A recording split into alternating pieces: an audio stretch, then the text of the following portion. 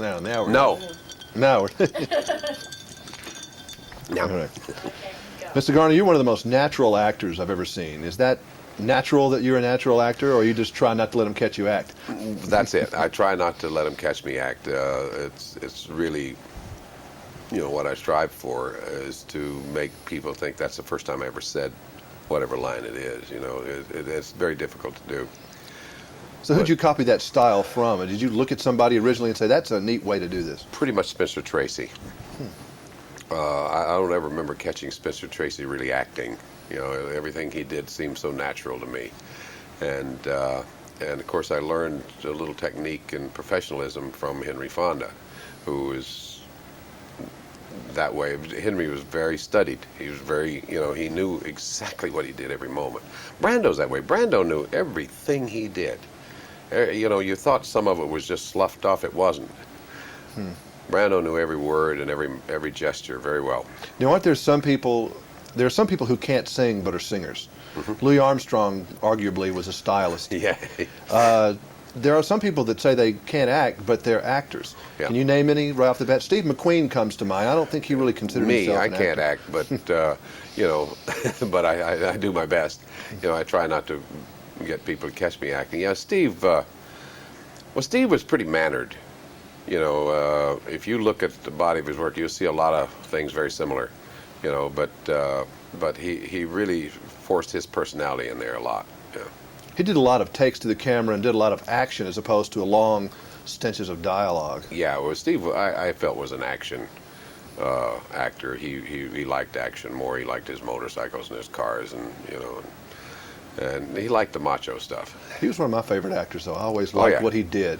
He had a presence on the screen that demanded you look at him, but that's something you can't work on, isn't it? No, I don't think you can. I don't think you can do anything about that. Either you have it. I think it's called stage presence. Either you have it or you don't. I think Mel Gibson has that too. He has that X factor. Absolutely. Mel comes on the screen and your eye goes to him. Henry Fonda was that way. He came on stage and every eye would go to that entrance. There's a lot of actors that had it, but I don't think you can develop it. Jodie Foster's a special actress too. She has that X quality, that little bubbliness or something that comes out all the time. She is the consummate actress. And she has this quality. It's amazing and I told somebody this the other day, you watch Jodie, working, and you see her and say, boy, she's good. She's good. Then you look on the screen, she is really good. She comes alive on film so much more than you see when you're working with her. She's great and you love what she's doing, but then when you see it on screen, it's even so much better. So she really is a wonderful actress and knows that camera very well. You have a problem, I think, with people who are maybe not as professional as you. Why do you think it is that some stars, they're just people like anybody else, just off the street? Why do some people have to act cocky or whatever it is? They just got egos bigger than their talent, that's all. And is that because of insecurity? Is that what it boils down to?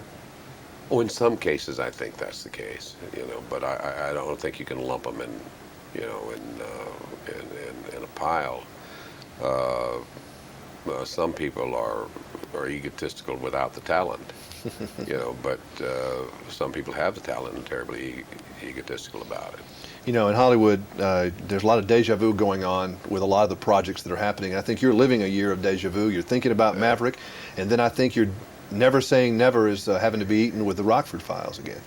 I don't think I ever said never, but I said things have to change considerably for me ever to do it. And I don't know that I'm going to do it. We're talking, whether I'm going to do the 2-hour movies. I'm not going to do a series, but I'm talking about doing some 2-hour Rockfords. Now, would you probably want to get paid in advance every day? You got it. You got it. If I do it, they're going to pay me up front. Of course, they would probably just want to pay you a little later and after it, see how it does. No, I think they understand. If you had a choice between fame and fortune, which one did you ever decide to take? Oh, I'd take fortune any day. Fame is very fleeting.